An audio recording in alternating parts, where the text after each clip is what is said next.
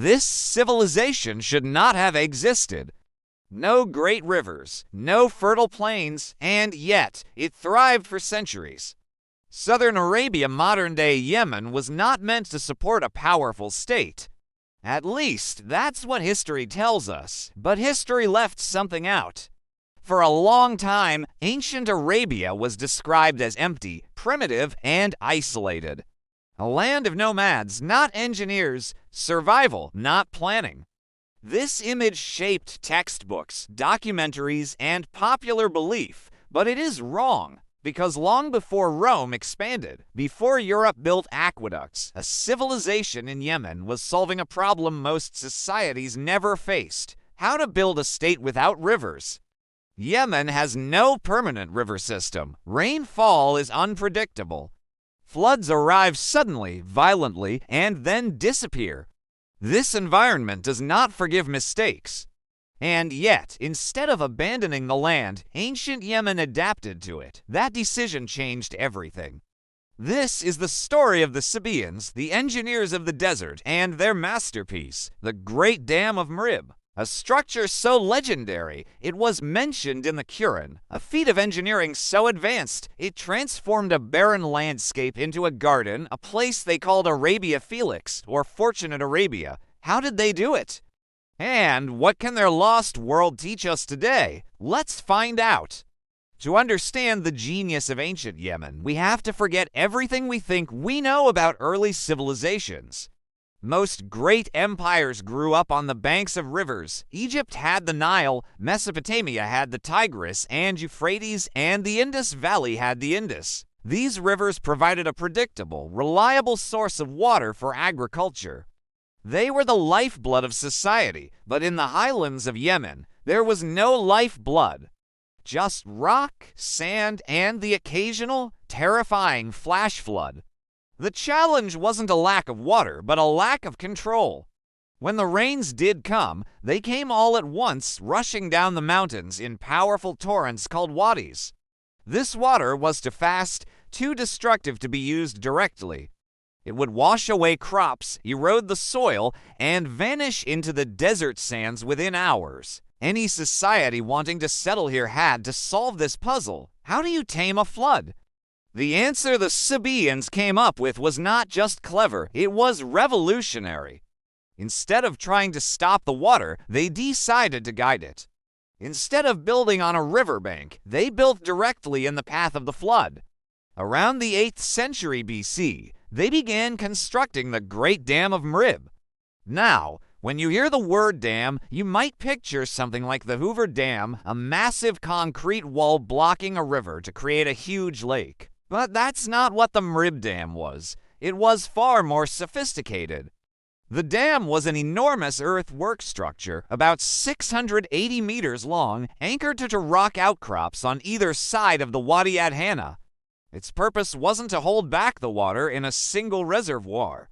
That would have been impossible. The force of the flash floods would have destroyed it. Instead, the dam was a diversion system.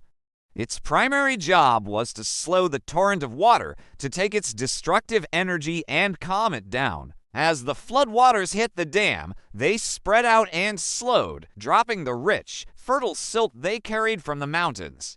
This is a crucial point. The floods weren't just water.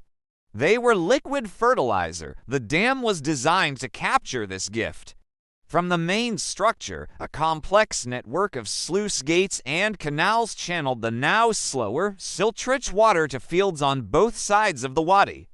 These fields were arranged in terraces, creating two oases, the North Oasis and the South Oasis, which covered a staggering 25,000 acres. Think about that. They created a massive, irrigated agricultural paradise in the middle of a desert.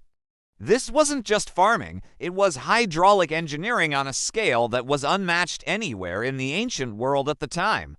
The system was incredibly precise. The sluice gates could be opened and closed to control exactly how much water went to which fields, ensuring fair distribution and preventing waterlogging. They had primary canals, secondary canals, and even smaller distribution channels, all meticulously maintained. This system allowed them to grow dates, grapes, and all sorts of grains, supporting a large, sedentary population. The city of Mrib, the capital of the Sabaean kingdom, became a bustling metropolis. It was a city born not from a river, but from human ingenuity. The wealth generated by this agricultural miracle was then amplified by something else Yemen was famous for: incense. The Sabaean kingdom controlled the legendary incense route, the trade network that supplied the ancient world with frankincense and myrrh. These aromatic resins were more valuable than gold. They were used in religious ceremonies, perfumes, and medicine across Egypt, Rome, and Persia. The agricultural stability provided by the dam allowed the Sabaeans to focus on and dominate this lucrative trade. Their caravans, laden with precious goods, traveled thousands of miles, making the kingdom fabulously wealthy. This wealth funded magnificent temples, palaces, and a powerful army. The image of a primitive, nomadic Arabia couldn't be further from the truth. The Sabaeans were master planners, expert hydrologists, and shrewd traders. They built a powerful, centralized state in one of the most inhospitable environments on Earth, and the heart of it all was the Great Dam. For nearly 1,400 years, the dam stood as a testament to their skill. It was repaired, expanded, and improved by generations of rulers. Inscriptions found at the site detail these repairs, showing a continuous commitment to maintaining this vital piece of infrastructure. The dam wasn't just a structure, it was the foundation of their entire civilization. So, what happened? Why is this incredible story not more widely known? The answer lies in the dam's eventual failure. Around the year 575 AD, after centuries of service, the Great Dam of Mrib broke for the final time. The Quran describes this event as a mighty flood, a punishment sent from God. While the exact cause is debated by historians, it could have been an exceptionally large flood, lack of maintenance due to political instability, or simply the structure reaching the end of its life. The result was catastrophic. The floodwaters destroyed the irrigation system, washed away the fields, and devastated the city.